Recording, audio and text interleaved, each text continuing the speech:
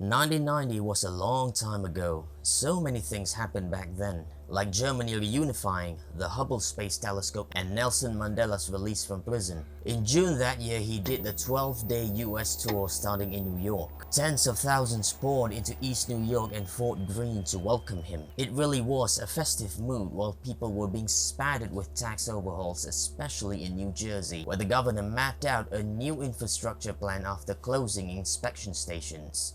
You can imagine the political drama back then because the midterms were coming in hot. But in New Jersey, there was this township sitting by the state borders. Here is exactly what life goes on as usual is all about. West Milford had a fluctuating population over the decades. It's a real country town with gorgeous lakes and greeny lushness. That time they were small with only 25,000 people. Among them was a 27-year-old woman who was the focal point of this episode. My name is Alex Faines. I'm an author. I have been advocating true crime for at least a while, and if you're a fan of true crime, you're most welcome to subscribe. In this video, I'm bringing you the heartbreaking story of Lisa McBride. Everyone who knew her described she was vivacious as a person. She worked as an executive secretary at Lakeland Bank in Newfoundland. Not the one in Canada, this is a community in New Jersey. It's just a short drive from her home in Highland Lake. To get to Highland Lake, you gotta pass Cliffwood Lake, and once you're there you won't miss East Highland Lake, Upper Highland Lake, and Lake Wonder. It's surrounded with lakes. On June 23rd, she ended her shift at the bank for a big evening plan with 3 of her friends in New York City.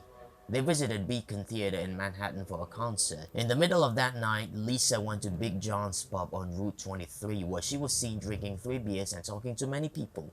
What should have been an exhausting but enjoyable night ended with such a banging mystery that continues to this day. She had to call it off for work the next morning. At 1:15, she was bound for home. A neighbor saw her entering home around 2 all by herself. She was all alone. The neighbors never knew that would be the last time anyone had seen her alive because she did not show up at work. Nor did she answer when a co-worker tried reaching her.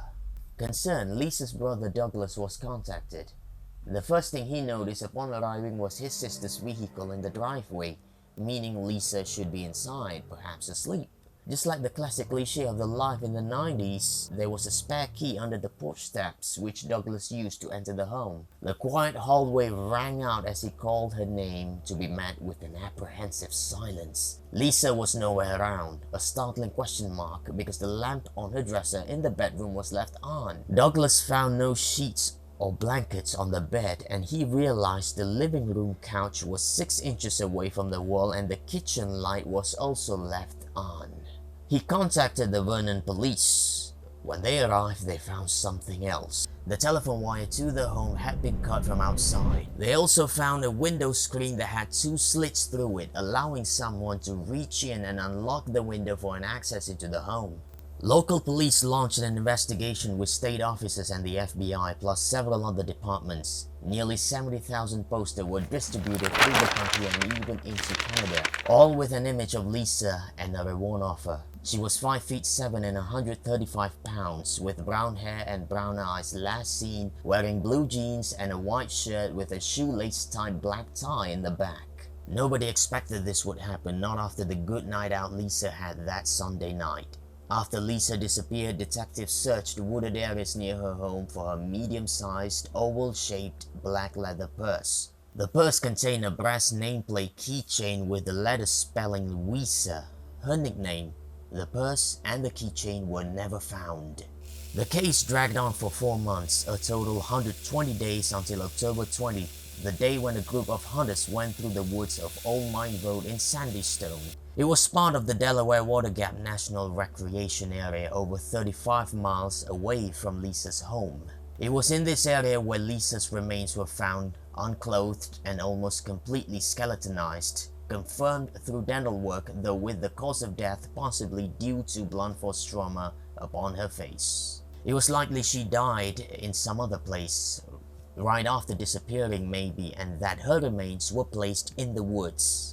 The discovery of the body was such a short-span joy, bringing little development to the case. 4 months became 4 years, and soon aging over 3 decades. Several suspects had been identified, but later ruled out.